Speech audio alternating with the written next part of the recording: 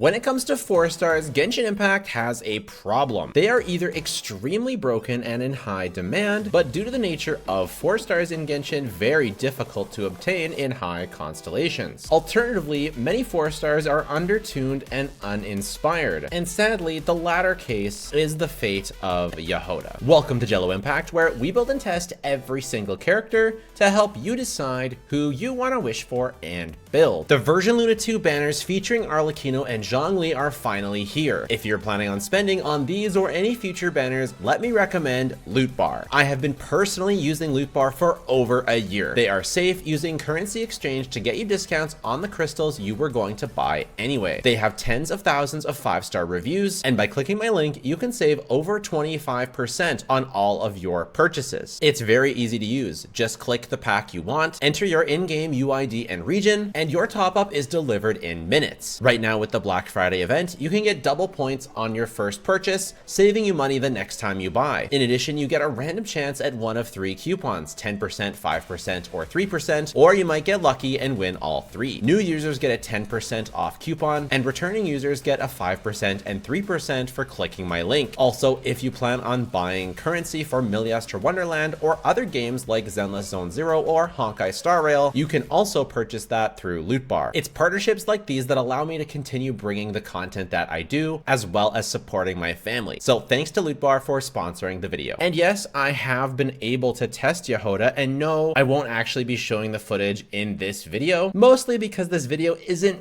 really gonna just be about Jahoda. I will give a very short Jahoda guide, because why not? It'll only take 20 seconds, but mostly it's time to rant about 4 stars again. I want to put this up front. I love Jahoda. I love her design. I love her VA. I don't remember your name, but if you're watching this, you are awesome, and maybe just don't watch the meta critique. This is going to be a critique from a meta perspective. I'm going to try and use Jahoda whenever I want, whenever I can. This is not a video of like, don't use Jahoda, right? This is a video of like, don't wish for Jahoda for meta purposes, okay? I think if a character is your favorite, you should enjoy them. But from a meta perspective, Jahoda is disappointing. And from like an overall health of the game perspective, the 4-star situation is an issue. And Jahoda is a good example of that. Jahoda basically has one good role. She can pair up with Inefa and Farina to make a pretty nice wheelchair comp. It's actually pretty good. Even at Constellation 0 Jahoda, it should be the best in slot Hu Tao team in all circumstances. Well, not all circumstances, but in general. Hu Tao is able to vape all of her hits. Jahoda swirls both Hydro and Electro, unfortunately unable to swirl Pyro, and she actually uses her kit on this team by applying additional Electro, or additional Hydro, infusing with Hydro and applying it is what allows Hu Tao to vape all of her hits, even with Farina as the solo Hydro.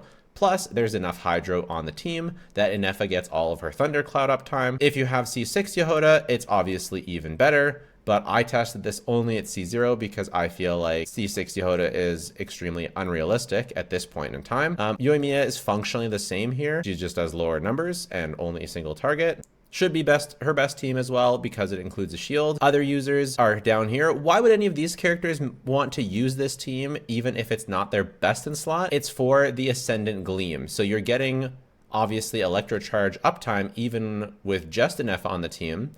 But adding in Jahoda means you're doing Ascendant Gleam damage, so certain Nodcry bosses can have their mechanics triggered if your team is doing Ascendant Gleam damage, which means having 2 or more Nodcry characters on the team. So if you end up in that situation, these other characters may benefit from that, and Jahoda essentially replaces Aino, the need to have Aino on the team. So that's quite nice. Honestly, if Jahoda was a 4-star on Inefa's banner, I wouldn't feel quite so critical of Jahoda, but given that she's going to be on Durin's banner, which has nothing to do with Nodcry stuff, it's just like, what are they doing exactly? So Jahoda's build guide is put her on VV, give her some ER, I guess. She can do a very minimal amount of damage, I guess. Yeah, she can kind of technically do damage, but it's really not enough and not really worth building. You're better just going, literally just going enough ER to burst. I tested her with Flynn's. It was laughably worse than Sucrose, and considering the longer field time running around, the damage difference was just magnitudes lower, again with C0, because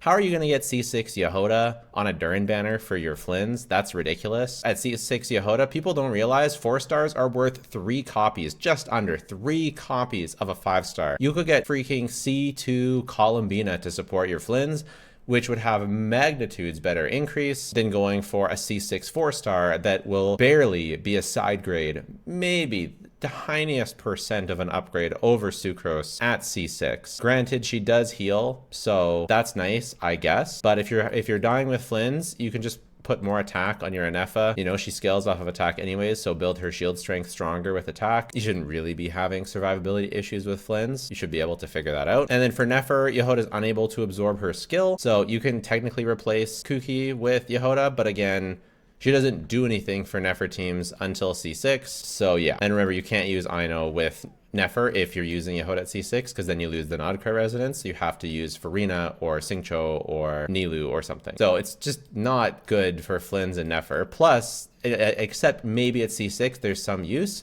but she's not on a Flynn's or Nefer banner, so you're never going to get cons if you're Jahoda. So it's just essentially this wheelchair, and you're just putting her on VV, you're just giving her energy, you're just giving her Fav or Elegy or something, and that's just all there is to it. That's the build guide. That's the team's guide. That's it. Before we start even on the 4-stars, just to rant about Jahoda for a minute. Another Animo healer? Are you kidding me? Are you actually kidding me? Jean, 1, Sayu, 2, Shanyan, 3, Mizuki, 4, Aoife, 5, Jahoda is our 6th Animo healer. What? That's ridiculous. Not only that, Lynette is already a free Animo 4-star with an infusion mechanic. They just basically took Lynette and added healing. Sucrose is a free character from the selector in the Hexarai buffs. Oh my goodness. It truly boggles the mind. Truly. And if you think Sucrose is clunky, just wait till you play Jahoda. I'm gonna run around for 10 years before you absorb the element. Can't even see if you've absorbed it yet based on all of the animations that are going on. Not a fan, not a fan. So, okay, again, fine mix of good and bad, meta and early game, experimental and staple 4-stars at launch. Love it. All of them except Sucrose and Shangyun available in the shop. Seems weird. And getting copies of them was just simply not an issue, because with 3 4-stars per banner, you're going to run through all of them before very long at all, especially considering Lisa, Kai, and Amber were not even on launch banner. They released Diano, character that never can quite make it work. She was cope option for like Ayaka stuff for energy generation for a while. Can you believe that? Diano was used for Ayaka as a meta teammate before the release of Shenhe. That's crazy. That's crazy. Or before the release of Kokomi, I guess. Xinyan, experimental. I would qualify as very experimental. Rosaria was always kind of a side grade. Takaya, Yanfei was a DPS. Okay. Sayu, you know, hey, first Animo healer, that's fine. Free to play option for Jean. Not that useful, but that's okay. Then we have our trend of meta 4-stars. So Kujosara, the definition of the 4-star problem at launch, and paired with the really, I would say, predatory practice of C2 Raiden with C6 Kujosara on the same team, or on the same banner. This was like very enticing for people back in the day. I think Tomo was kind of a cool 4-star pyro shielder. We didn't really have one. Applied a bit too much pyro at the time, not enough pyro for other things later on. Goro, another duel with Ito. Yunjin, very, very niche. Never really popped off, even though people always talked about how good she was. Never really materialized. Kuki, I remember people complained like crazy about Kuki on release of how bad she was. Obviously ended up getting a massive glow up through Dendro and is very meta now. Heizo, they also have a thing of releasing Animo DPSs. Very weird. Kale, perfectly fine 4-star for Dendro. Dory, I actually think kind of an underrated 4-star. I think her design and like weird kit definitely turns people off. Candace ended up really bad on release, ended up aging kind of okay. Layla, kind of okay on release, ended up aging not too great. Farzan, another pairing with Wanderer. At least for Farzan, I would say she was one of these niche buffers that has the best design, because she at least does stuff at early cons. Farzan does some things at early cons, but her C6 is just incredibly overtuned. I think it would have been really nice if they just spread it out throughout the kit a little bit more throughout the constellations instead of putting everything in her C6. If you read her C6, it's like an entire character's buffing kit in just one constellation. It's really weird. Yao Yao, Dendro, free to play Dendro healer, great option. Mika, kind of a dedicated buffer for Eula, very weird choice. Very, very, very weird character. Kave, another experimental kit, like a bad Nilou kind of, just not well designed, just poorly designed. I hated this era. Where Kirara was just another Dendro defensive option. We kind of just got Yao Yao, Baiju, kind of Kave has some defense in his kit. So Kirara didn't really like this option at all. I didn't like Lynette. I don't like her kit design. I kind of liked it on release, and I was maybe a bit biased by liking her design so much. But But what she does is she sort of just dilutes the pool. Now we've just got another animal off-fielder that's just taking up a slot that's not a Sucrose. That means anytime she's on banner, it means Sucrose is not on the banner. And because Sucrose just does so much more for any team, Lynette just gets left behind and forgotten. Feminine weird character. Charlotte, I like as a free-to-play healer. Could have had a little bit more in her kit. This was when healers were still a bit undertuned. And then we just have Chevreuse. We've been talking about, you know, oh, this character's okay, this character's a niche buffer, this character's a Chevreuse, I think, broke the game in terms of 4 stars. Like, she is the only 4-star to be released since launch that's as good as the launch characters or better. Like, somehow Chevreuse just comes in and she's functionally like a Bennett, right? Or like a Sucrose. Even she creates an entire archetype. I think the only 1.0 4-star you could say is as good as her is Bennett. Sucrose is really good these days, but I think that Chevreuse just changed anything, and being pretty good at Constellation 0 is really nice. Gaming an actually good 4-star DPS. Sethos, a reasonably competent 4-star DPS. The 4-star is kind of turning around. Gaming, of course, relying on C6. Sethos also relying quite a bit on C6. Kachina being an alright free-to-play option. Same with Auroran. Lanyan, an Animo defensive unit. I missed Lanyan when I was talking about Animo healers because she's an Animo defensive unit. I mean, at least she's a strong shielder. She's like bad Sucrose, but she has a strong shield, so I kind of like that.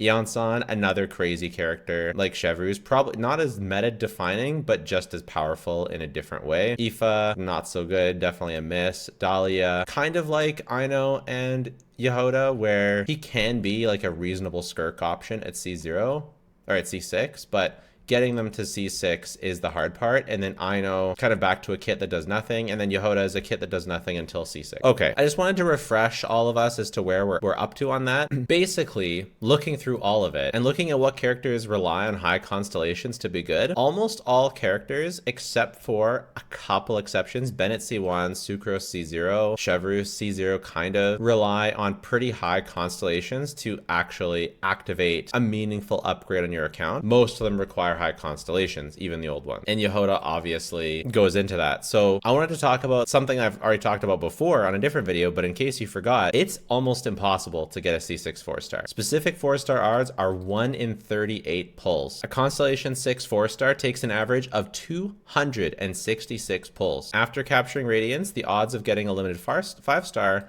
are just under 100 pulls. You're likely to get nearly a Constellation 2 of a 5-star by the time you get a C6 of a 4-star. At the time of making that previous video, there were 44 4-stars in the game. Well, how many are there now? We won't count Lisa, Kai, and Amber. I did count Kai and Amber before, so there are actually 41. Now there's 45. So the strict mathematical odds of a 4-star being on a specific banner, 3 in 45, 6.67%. That means it will take an average of 315 days to see a specific 4-star on a banner. Many will take over a year to rerun. You can see 315 is up from 265 before because we've added 4 new 4-stars, and we're down from over 7% to now under 7%. On top of this, something I wrote before, I wrote this thing here: value of Stargler Shop is questionable for most 4-stars, value of 4 end pulls for a C6 4-star. Some people would argue that the Stargler Shop is actually a good value nowadays. Now that Fischl is buffed, it could be arguable. Fischl is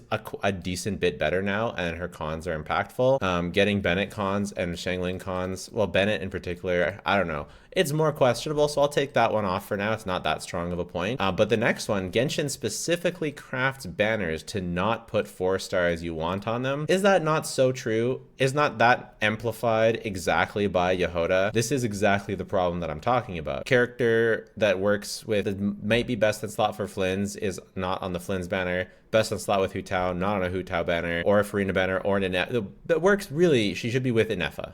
Right? She's an Inefa character. She's an Inefa partner, but they don't, of course, they don't put her on the Inefa rerun. They put her on a Durin banner that doesn't have anything to do with Notcry. So I put a conclusion here: you can't realistically get C6, which is again why I didn't even test C6 Jahoda. You cannot plan to get very many high con 4-stars without being a high spender. Absolutely true. We talked about the 4-star weapon problem before. I talked about what we should change. Be very careful recommending 4-stars that are relying on C6. Lean more to recommending 5-star C0. So true, so true. I was so smart. If you mean someone that needs a C6 4-star, commit hard and don't commit often.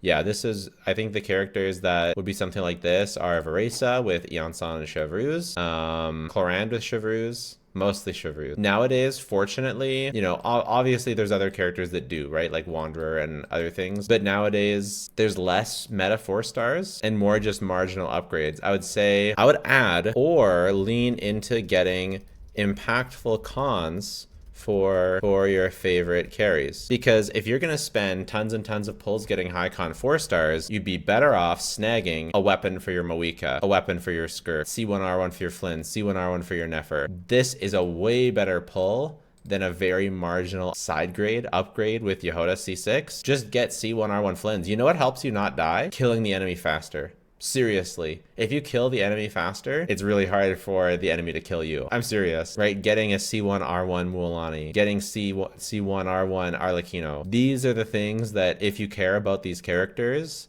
and upgrading them, that's what you should be going for. Hu Tao may be a bit of a, you know, a weird case. Your C1 is free, but rather than going for a C6 4-star, I'm gonna say Farina cons is going to be better. So especially the more modern cons, right? Natlin and beyond, early cons and weapons are very, very impactful. So solutions for Genshin, epitomized path for 4-stars, need it so bad. Paimon shop for everyone, we need it so bad. The fact that Paimon shop hasn't updated since launch is crazy. The fact that we've had new battle pass weapons makes me feel like it could happen. And just the fact that they've changed fundamental things like giving buffs for old characters, I could see this changing and updating. It's just crazy that it hasn't happened yet. Reducing odds for getting a 4-star if they're C6, absolutely. More pick your own 4-star events much more often with much more variety. Yeah, we don't get enough of these at all. We're getting one right now with 3, which is good. There's a Sucrose coming, which even more don't wish for Jahoda. So what's the TLDR of this video? Don't wish for Jahoda. Yeah. And you know what? Jahoda is one of my favorite designs in like, I don't know about the game, but I love this design. I think it's so good. I think she's so cute. And I'm totally going to play her as much as possible. And it's going to be tempting to not go for cons for her, for me. Like, literally. Because I like her design so much. And I like her personality, obviously, in the story. I wish she was bat-themed instead of cat-themed. Her design doesn't give cat to me. So, no hate to Jahoda. And I hope this video does not reach the Jahoda VA, because she is just a wholesome gem. So this is no shade to, you know, Jahoda or enjoyers of Jahoda and people who like Jahoda. This is no shade to you. Okay, so those are my thoughts on Jahoda and the 4-star problem. Jahoda is a 4-star. It is a problem. They've got to fix it. It can't keep getting worse and worse and worse, right? So let me know your thoughts. Let me know if you're going to be wishing for it and how you plan to use Jahoda if you are. Please subscribe down below. Check out our podcast channel if you want stream highlights or just more content. If you don't want to do any of that, totally fine. Just watching the video has been more than enough. Thanks so much. Bye for now.